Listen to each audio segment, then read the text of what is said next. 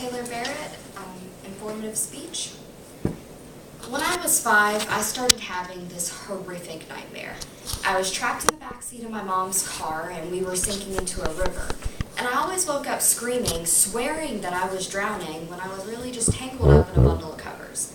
And my mom always told me to relax because 1, we didn't have a swimming pool, and 2, I'd already taken swimming classes for about 2 or 3 years, so the likelihood of me drowning anytime soon was very low.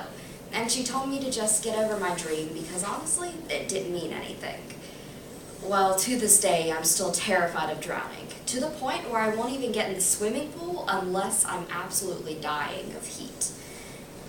Now, I realized that dreams are more than just vivid hallucinations in the night. They can sometimes give you an insight into what is happening in your brain and help you better understand yourself and your brain. Dreams are a psychological phenomenon, and there are many theories as to why we dream. Now first, while dreams might seem crazily complex and hard to understand, they're actually a semi-simple process going on in our brains while we sleep. Dreaming is a natural process documented in Greece as early as 2500 BC, and dreams are a sign of a healthy mind, barring extreme psychological distress such as PTSD. It occurs during REM sleep, when your brain is at its deepest point of sleep. Now, REM stands for rapid eye movement, and that's basically when your brain is going through its regeneration stage during sleep. Your muscles are paralyzed except for your eyelids and your diaphragm to help prevent you from acting out your dreams. Sometimes something can happen and your muscles aren't paralyzed during this, so sleepwalking can occur or when you kick out in your sleep. It keeps you from acting out your dreams, basically. And your brain often incorporates irritating or annoying things into your sleep.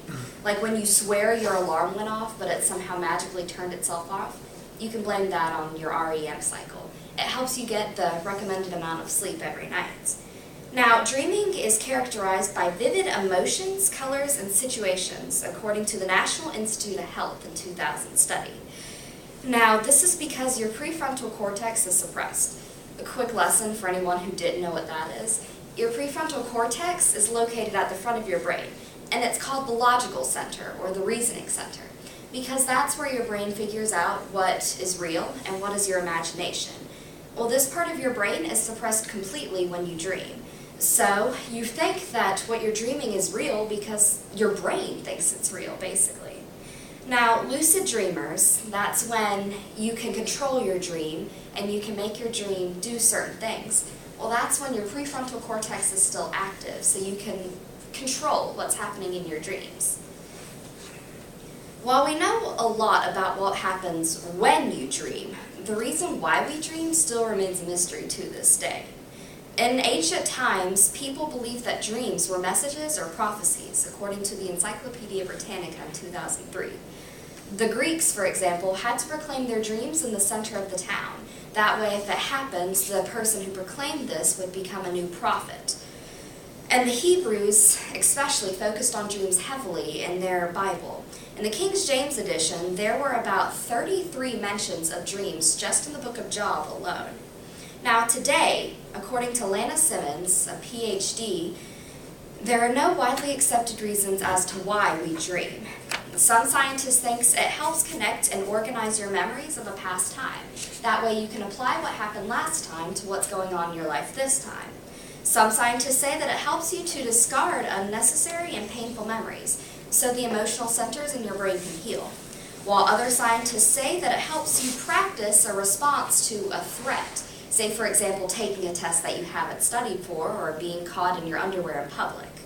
While others, Freud was the biggest proponent, say that dreams help you act out an unconscious wish while you sleep. And there are some scientists that say that there is absolutely no reason at all to why we dream, that it's just some wacky thing that happens in our brains. No matter what, dreams help make sleep a little more interesting and let us know we're still semi-sane after finals week. In conclusion, dreams occur during rapid eye movement sleep, and they seem so real and vivid because our brain thinks that they are. No scientist knows exactly why we dream, though there are many theories out there. Maybe psychologists will figure out one day the reason why we dream. Until then, I'm going to try to use my dreams to get over my fear of drowning during a little REM me time tonight.